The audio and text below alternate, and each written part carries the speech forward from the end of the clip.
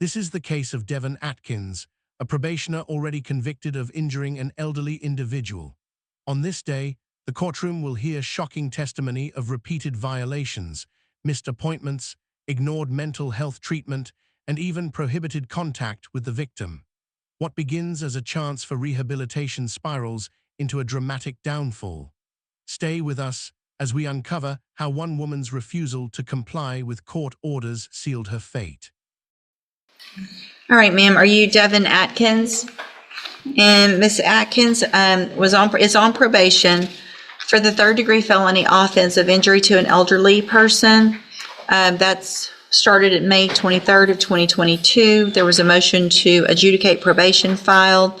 She entered pleas of true to counts 4 and 5. Does the state have testimony with regard to counts 1, 2, and 3? Yes, if the court would like. Yep, I think I would. Young man called, Ms. Shakita Cole.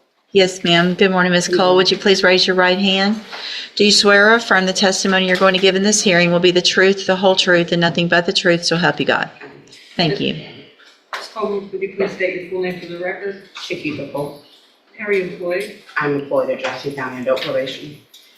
And as an adult probation officer, is it your responsibility to supervise an individual on this court's probation by the name of Devon Atkins? Yes, Do you see Ms. Atkins in the courtroom here today? yes. Can you point to her and identify her? Right here in the blue jumpsuit. Your may the record reflect Ms. Cole has identified your probationer, Devon Atkins. Record will so reflect. And Ms. Printing. Cole, as with every probationer, when they are placed on the court's probation, are they given the rules and restrictions placed upon them and what they are supposed to do to follow the court order? Yes, And each one of those in detail is gone over with them so that they understand everything that they're required to do, correct? yes, Was Ms. Atkins so advised yes. at her intake? She was advised at her intake and at a TTM at the Melton Center in person. Okay, and describe for the court what a TTM is. A treatment team meeting. Okay, so in your opinion, Ms. Cole, as her probation officer, was Ms. Atkins fully apprised and aware of what she was required to do on probation? Yes, And were in fact a majority of those things intended to help her? yes, Was she advised that she was to report to the Community Supervision Department when directed by yourself and the court? yes, And did Ms. Atkins, based on your Right here, the probation officer lays out one of the most basic yet crucial violations: failure to report as ordered. In probation law, reporting is non-negotiable. It is the backbone of supervision. By missing multiple dates in November, Atkins not only disregarded instructions, but made it impossible for her officer to monitor her progress. Judges see this as more than mere negligence. It's a direct challenge to the authority of the court. Would you risk your freedom by skipping something as simple as a check-in? review of the file failed to do that on multiple dates, including but most likely not limited to November 4th of 2024, November 19th of 24, and, and was that in violation of her probation order? yes, Did you address that with her and inform her, it is important to report, if you have something coming up, you need to let me know? yes. And did she do that? No, Was Ms. Atkins, as a condition of said probation, ordered to perform community supervision hours? yes, And to report those to you? yes. Obviously, if you do not know that she has completed them, even if she has, is that a violation of her probation? Yes, To your knowledge, based on your review of her file and your supervision of her, did she either complete the hours or immediately report to you? Sorry, I'm reading that one. Mhm. No wonder everyone's looking at me. I was What are you about to talking say- I know, I was Making about to, that community service. Well, that is in fact a condition of probation, right? Is it also a condition of probation that she is to report to you as her address and so that you know where she is at all times? yes, And if she does not do that, is it impossible for you to locate her? that is correct. Did she in fact immediately report to you her current address? No, she did not. Anything else?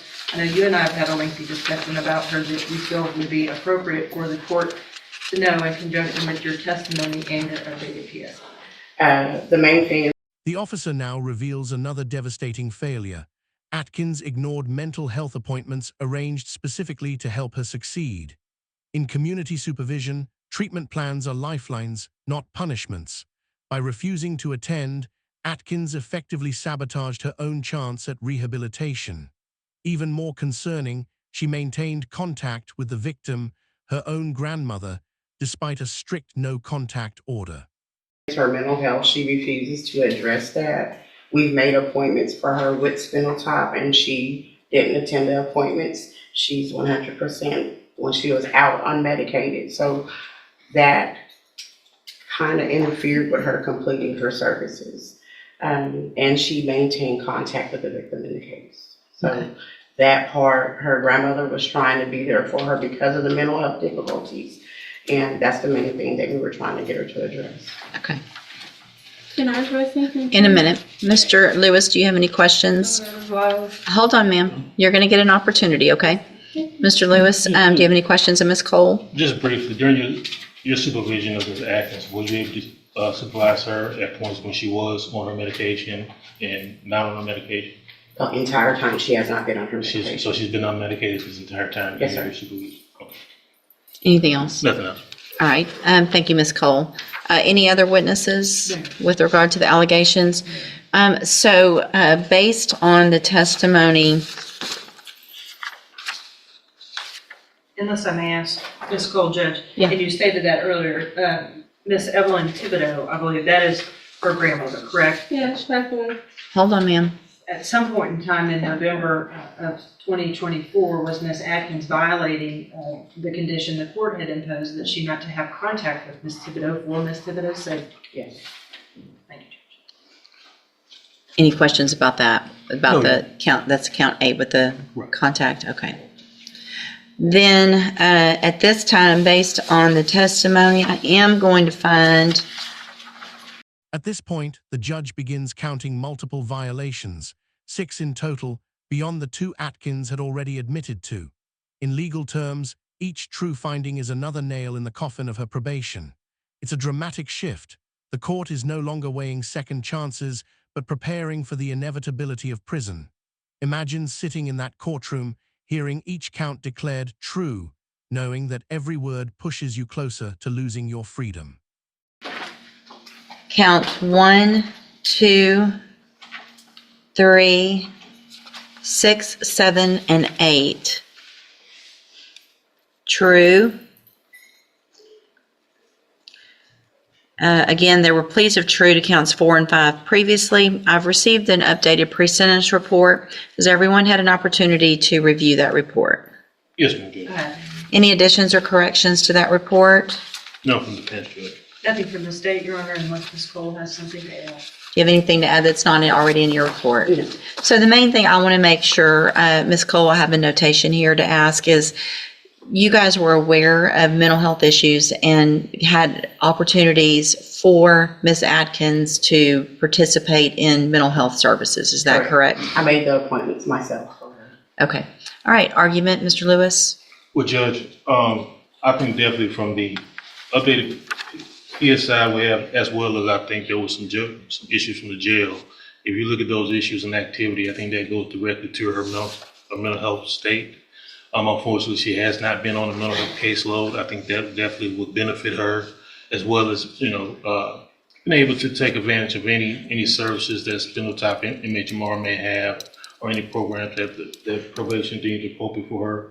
I have had conversations with her, and meaningful conversations with her, where she has addressed to me her desire to take advantage of those activities if those available to me.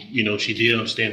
Defense counsel steps in, arguing that mental health issues have plagued Atkins from the start. He insists that her troubles stem not from willful disobedience, but from untreated psychological struggles. While this plea for compassion is heartfelt, it clashes with the cold reality. The court offered her resources, and she rejected them. This moment underscores a brutal truth in the justice system: sympathy cannot outweigh repeated defiance. And she had the safety opportunity. It didn't go well, but I don't think the mental health issues were addressed, mainly just substance abuse at that point.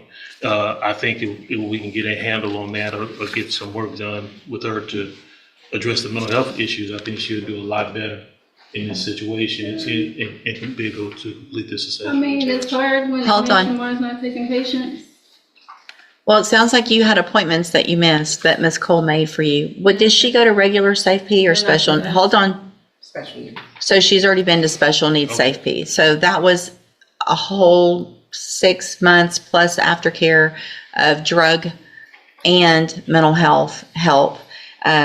So Ms. Atkins, the problem is you're being given all the opportunities.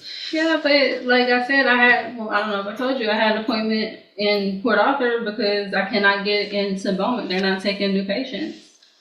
So you had an appointment that Ms. Cole set for you, at least one, how many? Yeah, but it's not for medicine. It's for psycho. I'm not a psycho. I don't have those problems. I mean, some people do that. I don't know. Well, you obviously we don't know what you need because you won't even go do the evaluation. That it sounds like you haven't been on medication that would be, what? Evaluation where? At Spinal Top. That's what I'm telling you. That's not, I don't have that. I'm not a psychopath. That is for. It's psychopath. Nobody's saying you're a psychopath, but you That's what have. it's called past program. I'm not a psychopath. That's what I'm saying. That's not what it's called, and that's not the reason it's called that. Okay, if you had gone to your appointment and talked to them, then you would know what that was for, and you would know that it was meant to help you so that you could get on medication, stabilize, and not have the issues that you've been having. I'm going to find that you previously entered your. I'm sorry, Ms. Malfino. Did you have anything to add? No, Judge, I think that from my conversation with Ms. Cole, she's been gracious enough to offer to continue to work with her because I think she clearly sees the mental health issues. But as you can see, what Ms. Cole has been having to deal with is how the court has had to deal with Ms. Atkins today, and it's been kind of just this runaround circle. Well, and in addition, I am going to find judicial notice of the court's file. Ms. Atkins was evaluated for competency to stand trial not that long ago. I think it was in January of this year, and I have that report. The exchange grows heated. Atkins insists she is a psycho, rejecting the very evaluations meant to guide her treatment. The judge pushes back, clarifying that the programs were never designed to label her, but to stabilize her. This tension highlights a tragic misunderstanding. By refusing help out of pride or denial, Atkins ensures the system sees her as resistant rather than in need. One can almost feel the courtroom's frustration boiling over as opportunities slip away one by one. And the finding is that Ms. Atkins is competent, understands the nature of the proceedings, and is then just really making a choice not to follow through with what programs have been given to you, Ms. Atkins, to try to help you. So at this time, any recommendation as far as, I have one more thing to say. okay? She is not giving me the information needed to follow up with those type of things. Okay, well, I don't She doesn't believe have you. them. I don't believe you. You don't Ms. believe- Cole would never say, go do something and not tell you where to go or help you get there. No, she says she does not have a list of the community service. I'm not worried about your community service. I'm worried about your mental health and the fact that you're not doing what you need to, and you're still contacting the victim, and it's a serious case. And so I got to protect society, unfortunately, because you're not choosing to do the things I was that. gonna die, so I really didn't have much of a choice. Okay. Finally, the judge's patience wears thin. Atkins continues to talk over the bench, prompting a chilling warning: keep interrupting and the sentence will only grow harsher. It's a rare glimpse of judicial authority at its most raw, firm, decisive, and unyielding. When the gavel falls, Atkins is sentenced to 5 years in prison. The lesson is unmistakable. In the courtroom, excuses and interruptions only accelerate your downfall. Would you have stayed silent in her place or fought until the bitter end? My life in jeopardy. I'm going to find that you entered your pleas of true to counts 4 and 5 freely and voluntarily. Again, I'm finding counts 1, 2, 3, 6, 7, and 8 true. Find sufficient evidence to find you guilty, and at this time, find you guilty. Drug test. Don't talk I would over. like to look up. I'm about to sentence you to prison, and how you keep talking over me is about to start adding years onto that. Stop talking. It's just going to get worse. Do you understand? Okay. I'm going to find sufficient evidence to find you guilty, and at this time, I'm finding you guilty of injury to an elderly individual.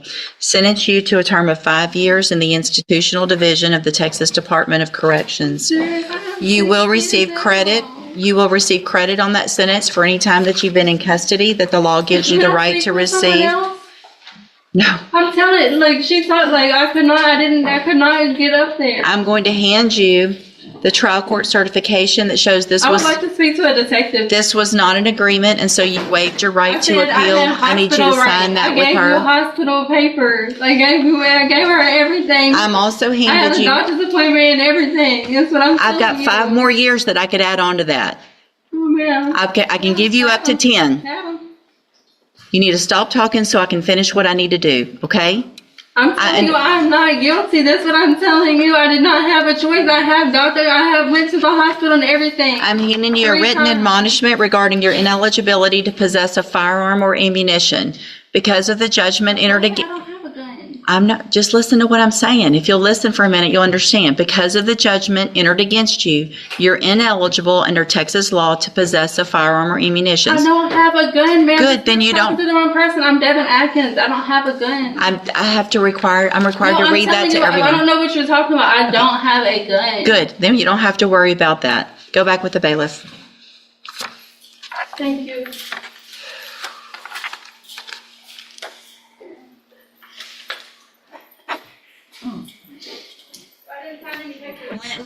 And so Devin Atkins' story ends with incarceration. Despite countless chances, probation, treatment programs, even her grandmother's support, her refusal to follow the court's orders left the judge with no choice. This case is a stark reminder of how fragile second chances are and how quickly they vanish when ignored.